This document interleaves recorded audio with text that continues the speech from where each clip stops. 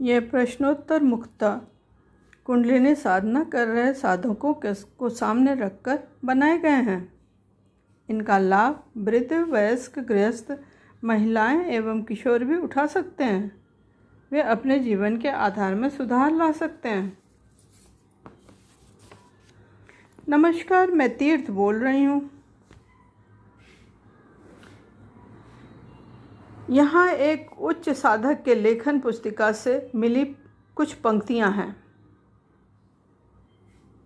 मोर भाव विभोर होकर नृत्य कर रहा था।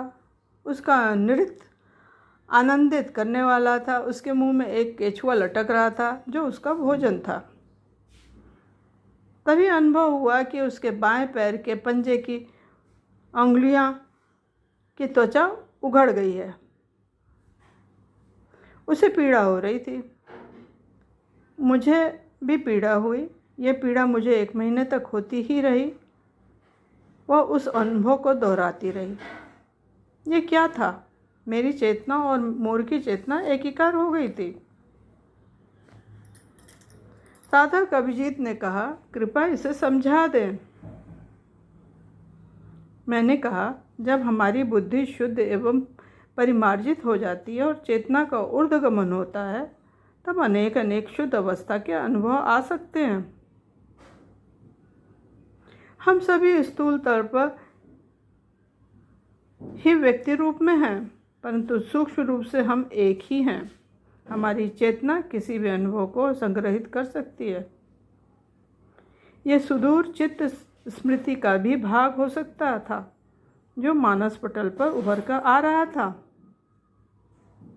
उत्कट इच्छा की शुद्ध अवस्था में अनुभूतियां अंतःकरण में उभर सकती हैं।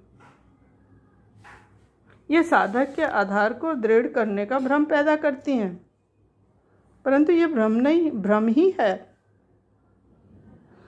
यह झीनी माया के अंतर्गत ही आता है। इन्हें ही छोड़ना होगा, इससे भी पार जाना होगा। पुनः एक उच्च साधिका के लेखन पुस्तिका से ली गई कुछ पंक्तियां इस प्रकार हैं। मुझे गंध तन्मात्रा की अनुभूति हुई।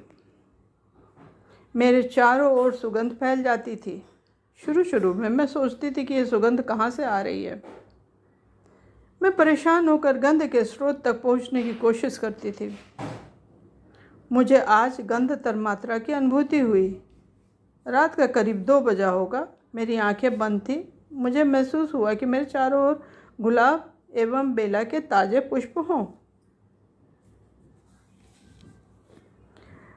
मुझे आज भी विभिन्न प्रकार की खुशबू आती है, परंतु मुझे ये पता है कि ये मेरे शरीर से निकलने वाली सुगंध है।